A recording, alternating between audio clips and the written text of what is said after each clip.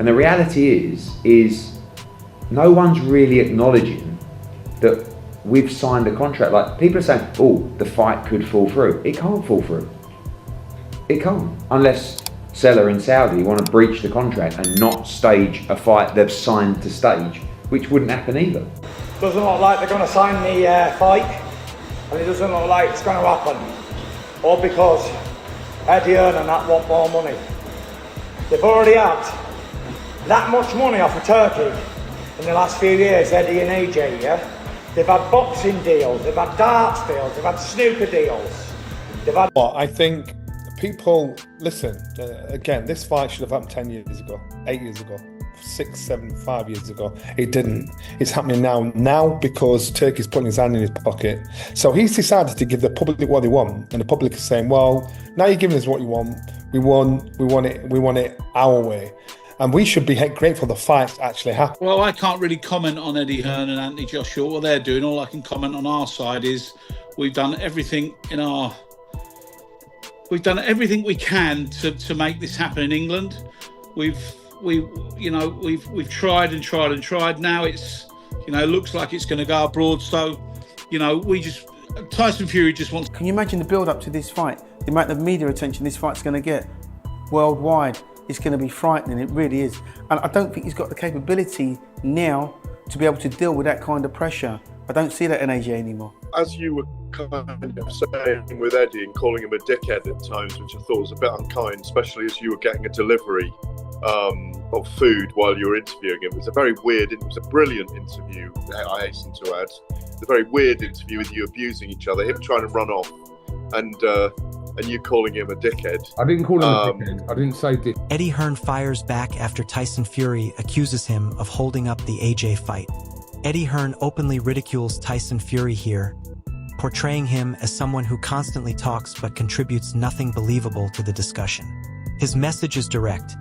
The paperwork has already been signed on Matchroom side, meaning every accusation Tyson Fury makes is simply empty noise. Eddie Hearn makes clear he genuinely wants this fight, while Tyson Fury is causing unnecessary confusion.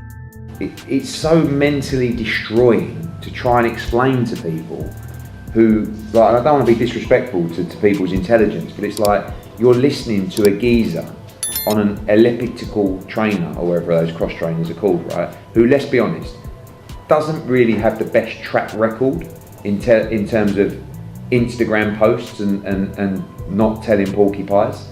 And the reality is no one's really acknowledging that we've signed a contract. Like, people are saying, oh, the fight could fall through. It can't fall through. It can't, unless Seller and Saudi want to breach the contract and not stage a fight they've signed to stage, which wouldn't happen either. Tyson Fury's anger erupts as he attacks the promotional side over greed, presenting himself as the only fighter truly determined to make this matchup happen. His frustration suggests genuine cracks may be developing within the negotiation process. In AJ, yeah? They've had boxing deals, they've had darts deals, they've had snooker deals, they've had everything, yeah? And yet, they've got the audacity and cheek of flea-bitten rats to ask for more money from old Turkey. That's give yous. Everything combined is about combined in the last couple of years. I tell you what, it's disgusting, money thirsty, pieces of shit. It is what it is. Same old cliche a decade later. Keep running, you little cowards. Eddie Hearn dismantles Tyson Fury's story piece by piece, reminding everyone that his side has already signed the paperwork while Tyson Fury keeps chasing headlines instead of facts. Eddie Hearn maintains he's not the issue, exposing the manufactured drama and making it clear he's the one seriously working to get Tyson Fury and Anthony Joshua into the ring, regardless of how much noise Tyson Fury continues creating outside it. But it's a dirty game, and I'm just shocked at the way it's playing out, because we don't breach contracts. But there's a game being played at the moment where some of you guys, and a lot of people who aren't in this room, are being fed emails and information to try and dress things up, to spin a narrative that's just not true. Lance Pugmire phones me up, and I had a number of other calls as well. Oh, this email's just landed on my desk from you. Firstly, that's a plant, right? That's what is known as a plant. And it was sent by TKO to journalists to basically try, to a number of journalists, to basically try, and I actually was told by a number of people that they are actually financially incentivizing people to repost Tyson Fury's story of him trying to spin the narrative. It's absolutely wild what's going on. And it's like, the email that was sent was an email between Matchroom and seller detailing outstanding points that we want resolved. The addendum that was sent to seller regarding the changes that we want to the contract if you want to do the fight in the US did not have one of those things from that leaked email in. Eddie Hearn humiliates Tyson Fury's narrative point by point, reminding everyone that his side has already put pen to paper while Fury runs around chasing headlines instead of facts. Hearn insists he isn't the problem here, calling out the manufactured drama and making it clear he's the one genuinely pushing to get Fury and Anthony Joshua inside the ring, no matter how much noise Fury keeps generating outside it. I've never seen some cowardly ass men in my life. You got one sausage, up and down on holiday, trying to jump off golf buggies. Has he not learned his lesson? He could break his arm, break his leg, fight off.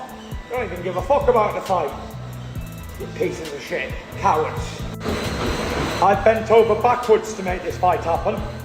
Johnny Nelson predicts this fight could mark a turning point for Eddie Hearn's career direction once Anthony Joshua's chapter closes.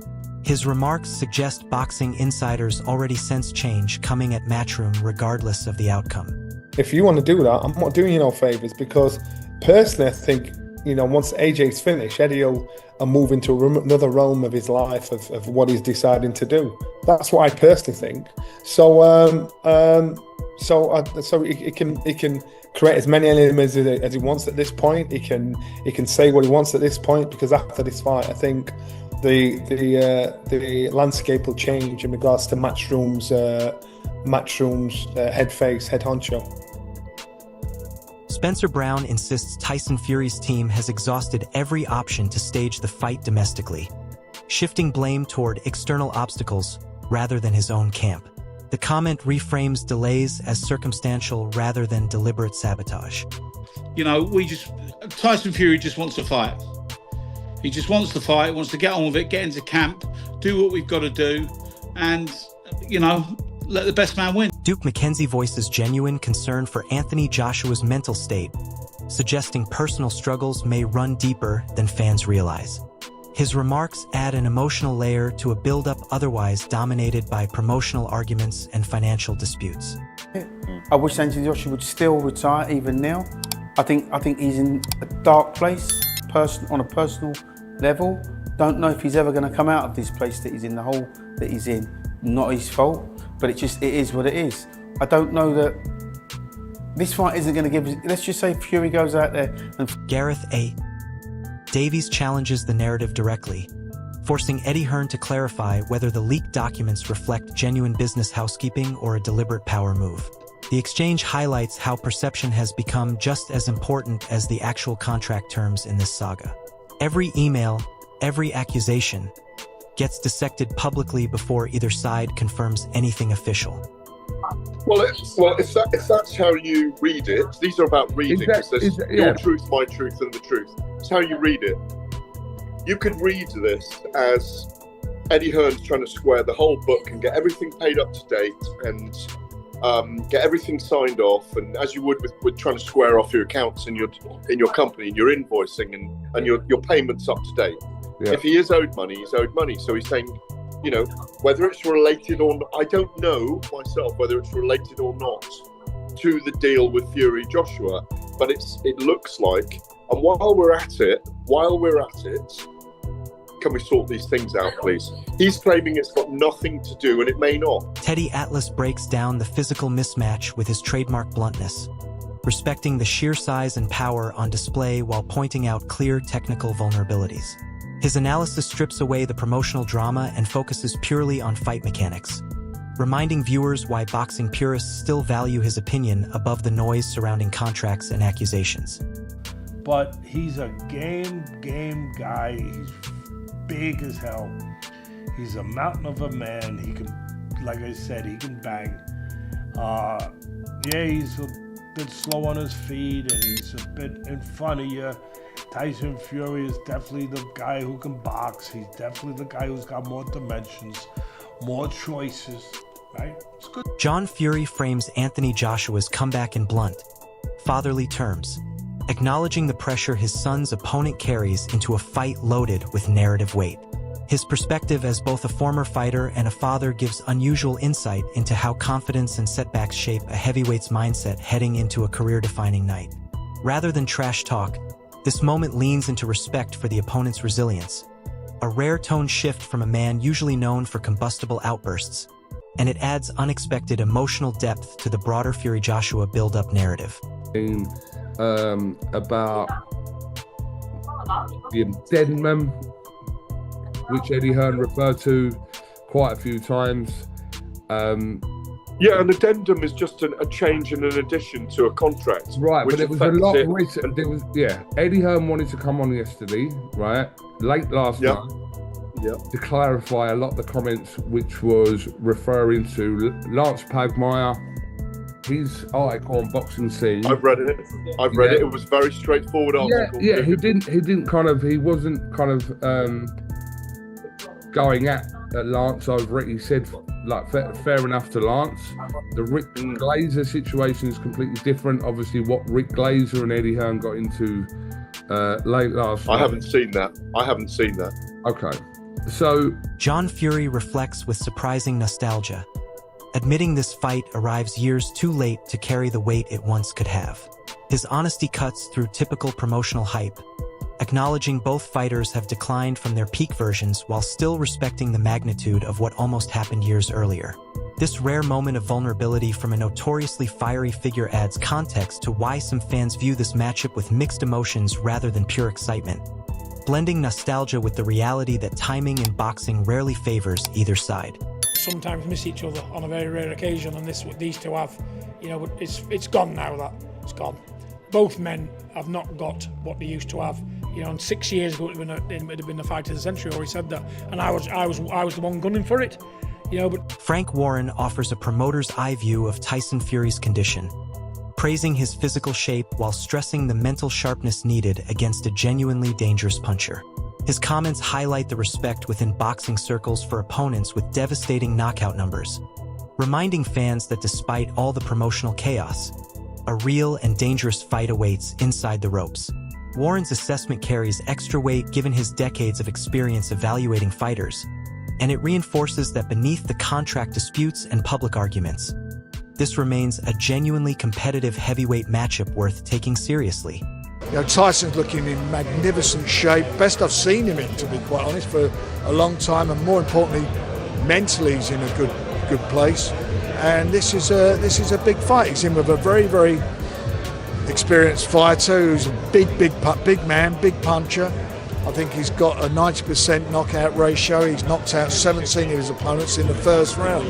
So he can whack, and he's not phased about fighting over here. He fought recently over here and beat Dave Allen. And this is quite a tough. Spencer Oliver echoes growing optimism around Tyson Fury's return, noting visible improvements in both conditioning and mindset following his training stint abroad. His comments reflect a broader excitement among pundits about having such a colorful personality back in the heavyweight conversation, even as questions remain about whether his legs can hold up against younger, hungrier opposition. It's a balanced take that celebrates the spectacle Fury brings to boxing while acknowledging the genuine uncertainty surrounding his physical readiness for a fight this demanding at this stage of his career. And the reality is no one's really acknowledging that we've signed a contract. Like, people are saying, oh, the fight could fall through. It can't fall through.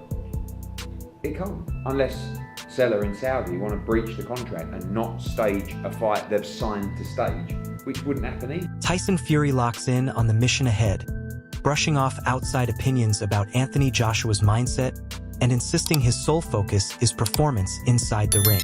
His tone signals a fighter narrowing his attention entirely toward the task at hand, refusing to get distracted by speculation or external commentary about his opponent's psychological state. Me, I'm going to do my job and what I get paid to do, and that's seek and destroy. Joshua thinks that fight's not going to happen. That's what he said earlier this week. Joshua thinks, to be honest, he's a piece of too. Is that just and because... he's going to get a good hiding when I meet him and all. Is that just because you've got to focus on this fight and you can't look past him, or is it simply because... Their opinions don't mean anything to me. In the end, Eddie Hearn's position never wavers. The contract is signed on his side, and every claim Tyson Fury throws at him is dismissed as pure noise rather than substance. Hearn repeatedly makes clear he wants this fight to happen, positioning Fury as the one dragging out a drama that doesn't need to exist. John Fury and Carl Froch add their own sharp perspectives along the way, while a legend like Lennox Lewis reminds everyone what's genuinely at stake for the heavyweight division. Whatever the truth behind the leaked emails, Hearn's message stays consistent. Stop talking, sign your side, and let Fury and Anthony Joshua settle everything in the ring. Make sure you're subscribed, drop your predictions below, and stay tuned.